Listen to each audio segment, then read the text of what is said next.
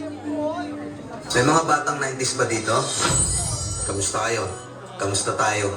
Alam niyo, sa totoo lang tayo may pinakamasayang kabataan. Tayo yung mga kabataan no, na napakababaw ng kaligayahan. Tayo yung mga batang batak sa arawan kahit napagalitan ng magulang, okay lang basta makipaglaro sa mga kaibigan. Di natin alam kung ano yung teknolohiya. Di natin alam kung ano yung cellphone. Di natin kilala si Coco Melon. Kontento na tayo sa mga laruan natin at sa kung ano yung meron. Tayo yung mga batang napakasimple lang ng kaligayahan.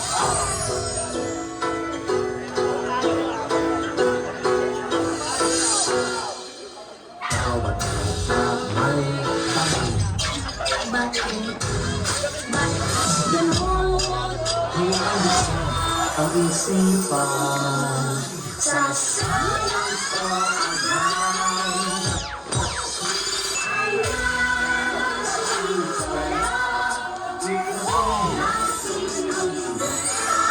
Inabutasan ang ating bayan, siguradong makakamtan. Nay, paglaki ko, gusto ko pong maging guro. Ang kagong ng gusto kong sisiri ang lalim ng dagat. Gusto kong akyatin ang bundok ng bundok, tuklasin ang hiwaga sa puso ko'y bumabalot. Nay, malapit na ako sa pangarap ko. Nay, isa na po akong ganap na guro. Sana manawari, hiraya manawari, mga pangarap natin, ating abutin ang kapangyarihan nasa puso natin. Hiraya manawari, ating abutin.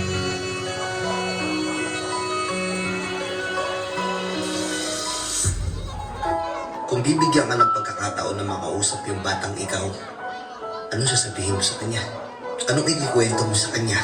Ako, kung bibigyan ako ng pagkakataon makausap yung batang ako, gusto ko lang sabihin sa kanya na dadating yung time dyan sa oras mo na yan, nababagsak yung mundo mo.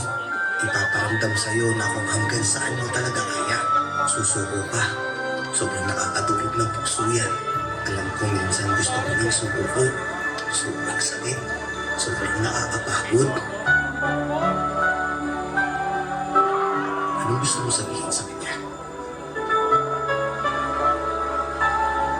Araw-araw sinusubukan ng mundo.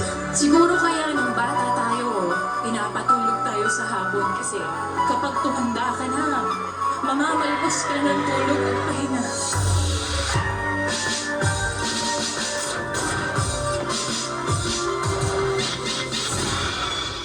Para sa batang ako, huwag ka dito. Walang si nanay dito. Sa panagdan sa aking buhay.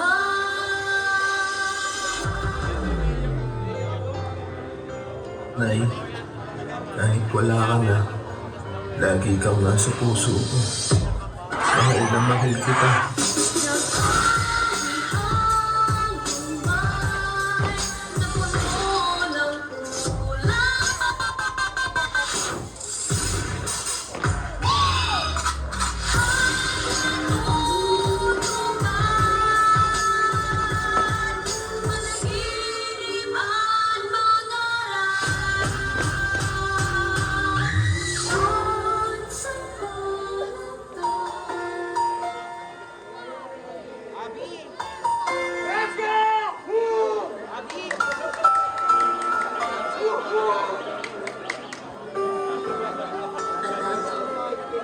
Isa kang malaking pagpapalang ipinagkaloob ng Diyos sa amin ng Papa mo.